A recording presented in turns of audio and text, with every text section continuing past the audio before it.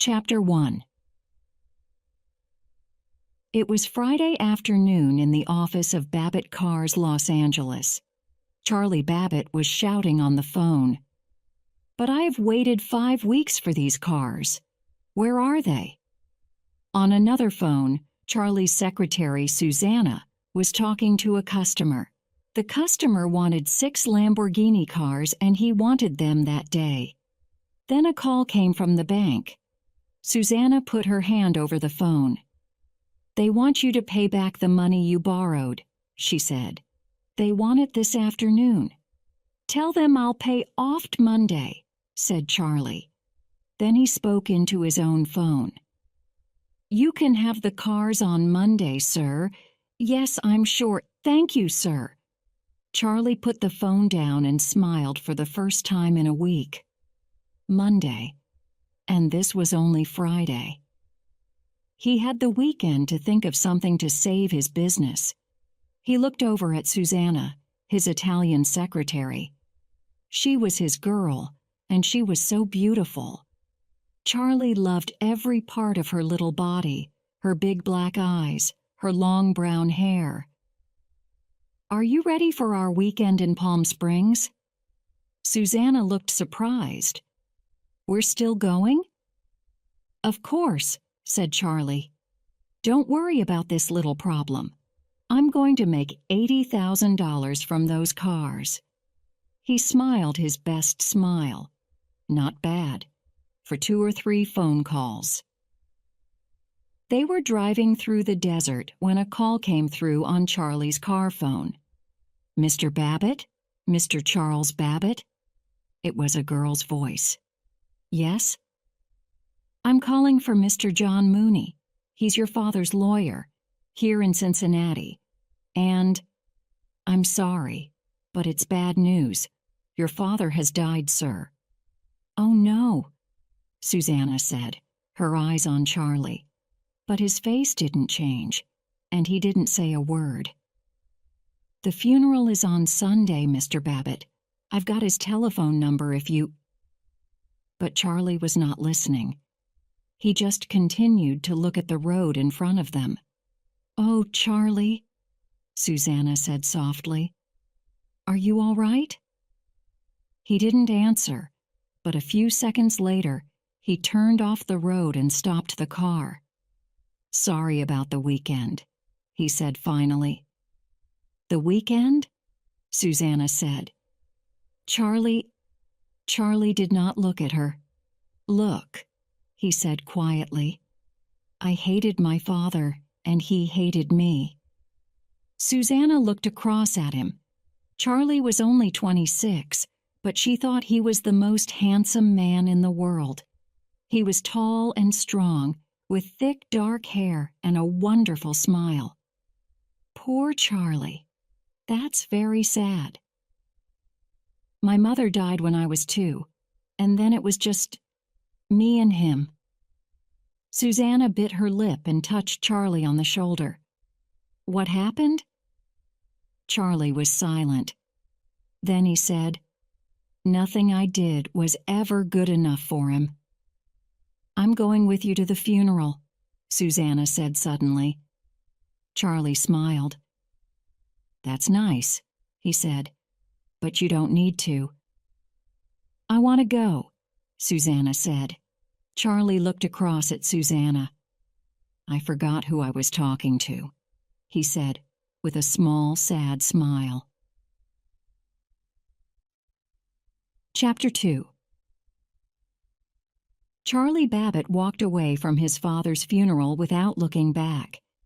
Getting into the car beside Susanna, he said, "We're going to stay in Cincinnati another night, okay? There's something I have to do before we go." Charlie started the car. "Where are we going now?" Susanna asked. "East Walnut Hills."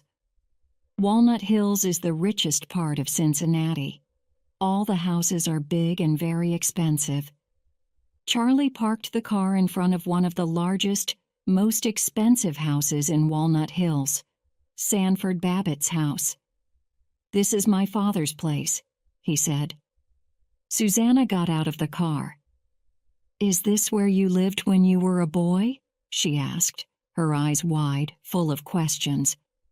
Yeah, but I left when I was 16, Charlie said. He picked up the suitcases and carried them towards the house. I had no idea. You came from all this, Susanna said. This was a Charlie Babbitt that she didn't know, but Charlie wasn't listening. He put the suitcases down and walked towards a car that was in front of the garage. It was a 1949 Buick Roadmaster. It was light blue, and everything about it was perfect. I've always known this car, Charlie said in a quiet voice, but I only drove it once. Near the garage was a flower garden with some wonderful roses. Someone must water those roses, said Susanna, who loved flowers. They're all dying. I hate those roses, Charlie said suddenly. Susanna looked at him in surprise, but Charlie was already opening the front door. Later that afternoon, Charlie and Susanna were looking round Charlie's old bedroom. You know that car in front of the garage? Charlie asked suddenly. It's beautiful. My father loved that car, the car and the roses. The Buick was his car and I could never drive it. But one day I borrowed it to drive my friends round town. What happened? My father telephoned the police. He knew I had the car, but he telephoned the police and said, "Someone has stolen my car." The police stopped us and took us to the police station. Charlie's face was angry now. My friend's parents came for them after an hour. My father left me there for 2 days. 2 days, Susanna said. And you were only 16. Poor Charlie. But now Charlie was picking up an old coat from a box in the corner of the room. Is that yours, Charlie? Susanna asked. Charlie didn't answer. He was looking carefully at the little coat. It's like a map, he said in a strange voice. A map of my past. What are you talking about? What? Charlie looked over at Susanna and then back at the coat. Oh, I was just thinking, Susanna, when you were a child, did you have secret friends? Yes, I think everyone does. What was the name of my secret friend? Charlie asked himself. He tried to remember. Rain Man. That's it. The Rain Man. When I was frightened, I held this coat and listened to the Rain Man sing. He smiled. That was a long time ago. Susanna laughed and touched Charlie's arm. What happened to your friend? I don't know, Charlie said. I just grew up, I think. He turned the coat around in his hands for a few seconds longer. Then he threw it back into the box. Let's go and eat. Charlie Babbitt and his father's lawyer, John Mooney, met in the dining room that evening. Mr. Mooney put on his glasses and took some papers from his case. Before I read the will, he said, your father has asked me to read you a letter that he wrote to you. Is that all right? Charlie did not want to listen to his father's letter, but he did want his father's money. Of course, he said. Mooney opened an envelope and took out 2 pieces of expensive paper. To my son, Charles Babbitt. Dear Charles, the lawyer began, today is my 70th birthday. I am an old man, but I well remember the day that we brought you home from the hospital. You were the perfect child. He wrote it, Charlie said with a very small smile. I hear his voice. And I remember too, Mooney continued reading. The day you left home, you were so angry, and you had all these big ideas. The lawyer stopped reading. He looked up at Charlie, but there was no change in the young man's expression. Mooney did not look up from the letter again. You did not write or telephone or come back into my life in any way. For all these years I have not had a son. But I want for you now what I always wanted for you. I want you to have the best life possible. John Mooney stopped reading and put the letter back into its envelope. The old lawyer seemed sad. Charlie did not say anything. He just sat there waiting for Mooney to read the will. Now, Mooney picked up the will. Without looking at Charlie, he began to read. To Charles Sanford Babbitt, I give my 1949 Buick. I also give him my roses. Charlie moved anxiously in his chair. He did not like what he was hearing. I am leaving my home and all my money to someone who is very important to me. Because this person cannot use the money, a friend will look after the money for him. Mooney stopped reading and looked up. I don't understand, Charlie said. Your father's money, around $3 million, will go to someone who cannot use it, Mooney explained. Another person will look after the money. So Charlie Babbitt was not getting his father's house or his father's money. What's the name of the person who is going to get the money? He asked. John Mooney put the will back into his bag. The will says that I cannot tell you. Charlie was beginning to get angry. Who is this person who's going to look after the money? You? No, it isn't me, Mooney said. The old lawyer stood up and picked up his hat. Who is it then? I'm sorry, Charles, Mooney said. I'm your father's lawyer. I can't tell you. He walked towards the door and then turned to face Charlie. I'm sorry, son. I can see that you're upset, but upset? Charlie jumped out of his chair. I get an old car and some roses. Wonderful. And this man without a name, Charles. This secret person gets $3 million. Charles, Sanford Babbitt, you want to be his son for 5 minutes? Charlie shouted. Did you hear that letter? Were you listening? Charlie was so angry he could not continue speaking. Yes, sir, I was, John Mooney replied, looking at Charlie straight in the eye. Were you? Chapter 3. Charlie wanted that $3 million. It was his money. But first he had to know who was looking after it. Next morning he went to his father's hank and talked to a woman there. He smiled his beautiful smile and lied to her. 5 minutes later, he had the name and address that he needed in his pocket. Dr. Walter Bruner of Wallbrook Home, Ohio. With Susanna next to him, Charlie drove the Buick out of Cincinnati. It was a hot July day, and they had the roof of the car open. On both sides of the road were the Ohio hills. This is beautiful, Susanna said. Where are we going? We're going to see a Dr. Bruner, Charlie answered. He did not say another word. 20 minutes later, Charlie slowed the car down and turned to the left. The new road was very narrow. On both sides there were big trees. This is the place, he said. Wallbrook Home. But why have we come here, Charlie? Susanna asked. It's something about my father's will, Charlie said. It won't take long. On the way up to the house, they saw a strange man. There was paint all over his face and he was smiling like a child. They got out of the car and walked up to the front door.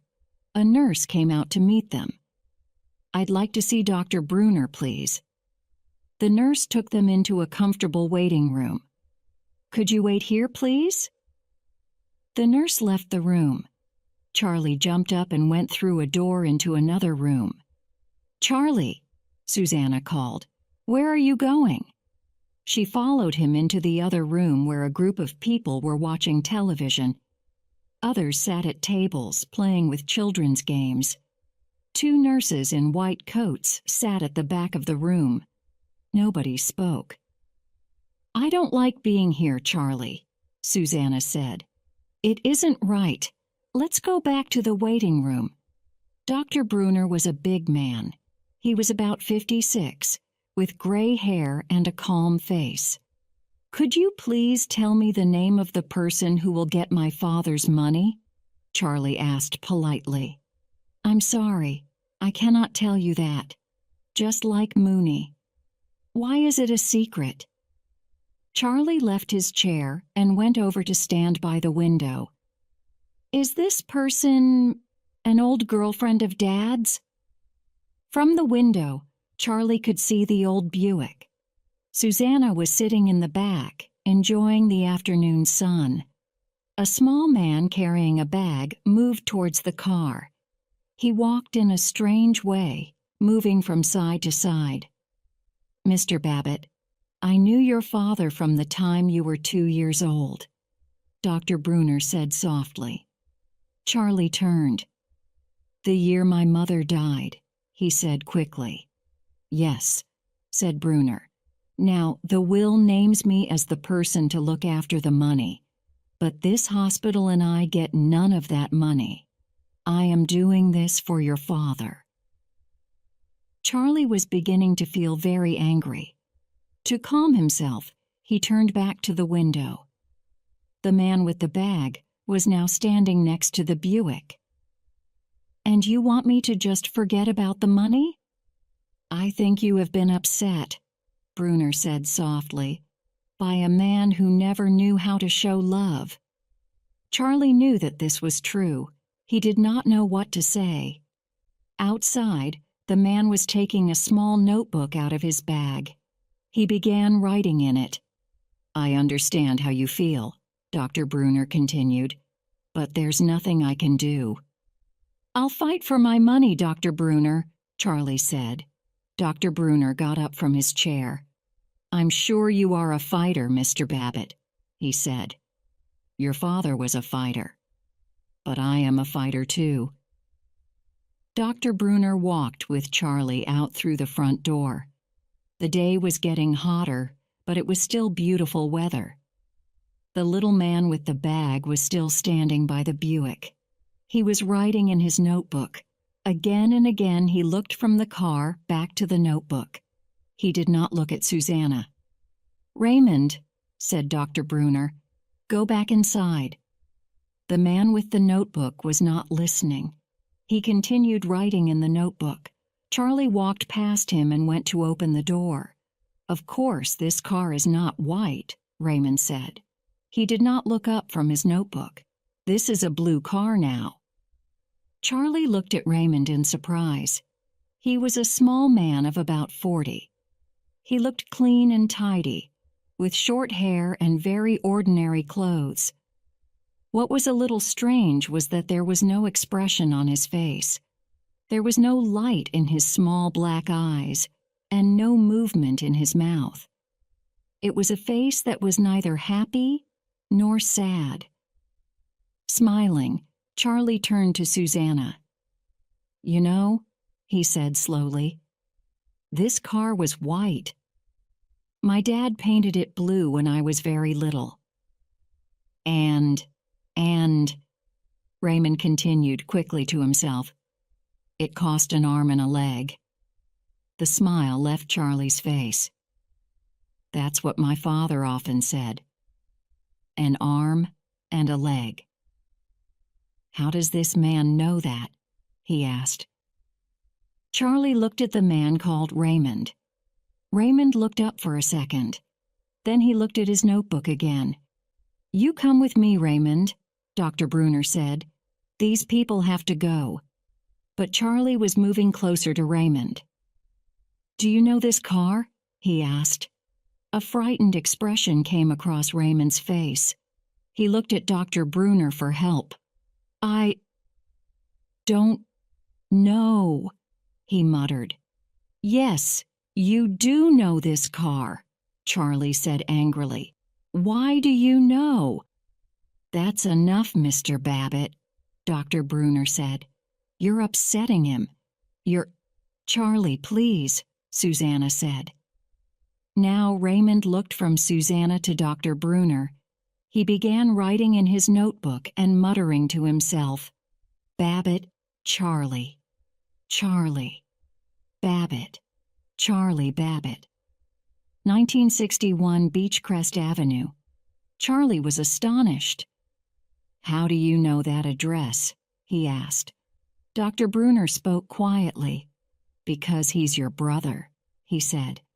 "But I don't have a brother," the astonished Charlie said. "I never had a brother."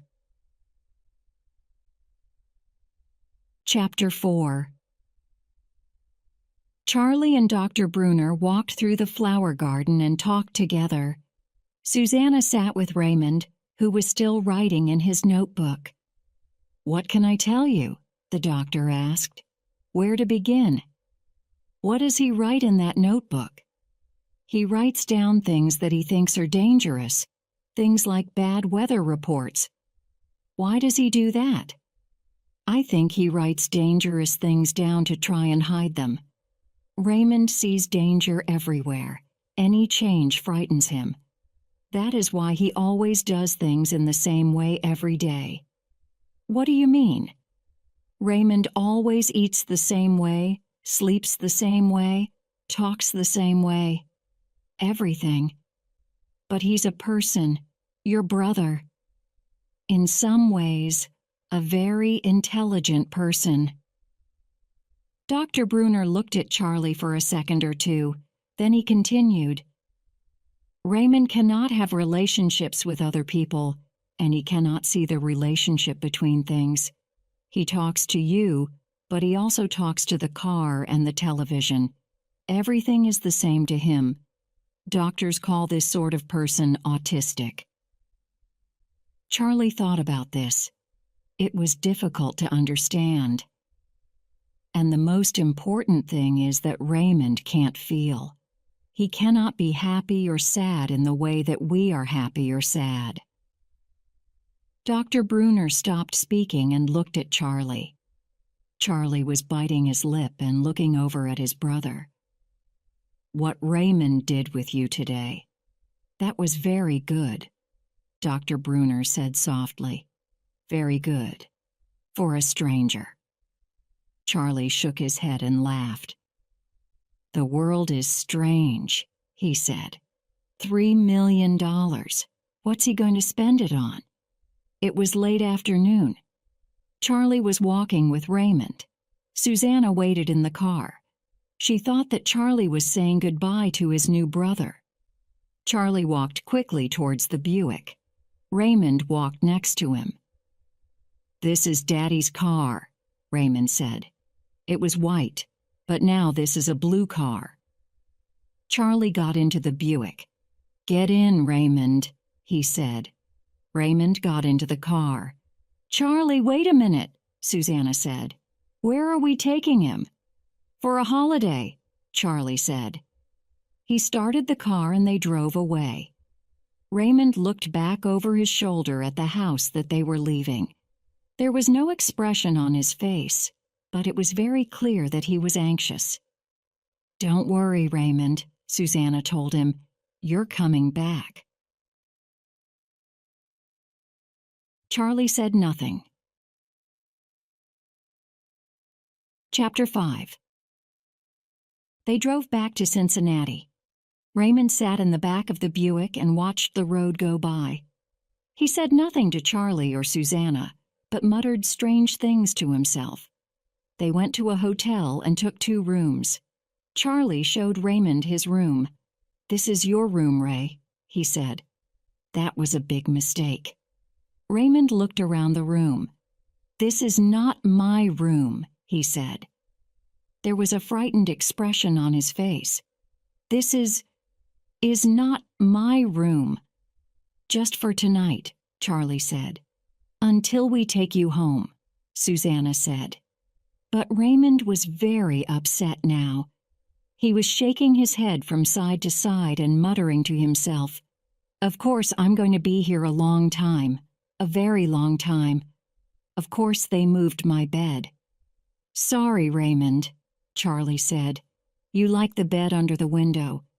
He started pushing the bed into its new place, but Raymond was still unhappy. He started muttering about books. The only book in the room was a telephone book for Cincinnati. "Charlie, let's take him home," Susanna said. She liked Raymond, and she did not like to see him upset. "He's okay," Charlie said. "Do you like pizza, Ray? Do you like pizza, Charlie Babbitt?" Raymond knew the word pizza because pizza was a Wallbrook word. This calmed him a little. "I'll ask the hotel to send a pizza up to your room," Charlie said. "We like pizza, don't we, Ray? We're brothers." "Charlie, he still doesn't look happy," Susanna said. "I don't understand why you brought him here. I think he wants to go back to Wallbrook." "Ray's fine," Charlie said. "All he needs is some TV and some pizza." "What's on TV, Ray?" Raymond looked at his watch. "The Lucky Money Wheel," he told the watch. "Great. Sit down and you can watch it." Charlie turned on the television. The Lucky Money Wheel came on. "You've got your TV," Charlie said. "You've got a pizza coming. Aren't things good, Ray?" Charlie looked at Raymond, and Raymond looked at Charlie, but there was no expression on his face. "Do you ever smile, Ray?" Charlie asked. "Do you ever smile?" Raymond repeated. There was still no expression on his face. Raymond sat on his bed and watched television. Charlie came in with a pizza. Ray looked at the pizza and shook his head. "What's the problem, Ray?" Charlie asked. Raymond wanted to eat the pizza the way that he ate it at Wallbrook. Charlie cut the pizza into tiny squares for him and put each square on a toothpick. Charlie and Susanna went off to their room. Raymond watched a film. A man in the film told his son to turn the television off. Raymond got up and turned his television off. Raymond continued to look at the television, but now there was nothing to watch. He heard the sound of another television in Charlie and Susanna's room. Raymond got up and went into their room. Charlie and Susanna were in bed. They did not see Raymond come into the room. Raymond sat on the end of the bed and watched the television. Susanna saw him first. "Charlie," she said in a quiet voice. "Raymond is sitting at the end of the bed." Charlie sat up and saw that Raymond was watching TV and eating pizza. "Raymond, what are you doing in here?" he shouted. "Get out!" Raymond got up and went back to his room. Susanna looked at Charlie with an angry expression on her face. "Go and talk to him," she said. "What for?" Charlie asked. "Because he's frightened," Susanna said. "He's never been away from Wallbrook before. You've upset him." Charlie got angry. "Raymond is not going back to Wallbrook," he said. "He has to learn how to live in the real world." Susanna was astonished. "What do you mean he's not going back to Wallbrook?" Charlie looked away from her and bit his lip. "I took Raymond," he said quietly, "and I'm keeping him until I get my money." Susanna's eyes widened. "What money?" she asked.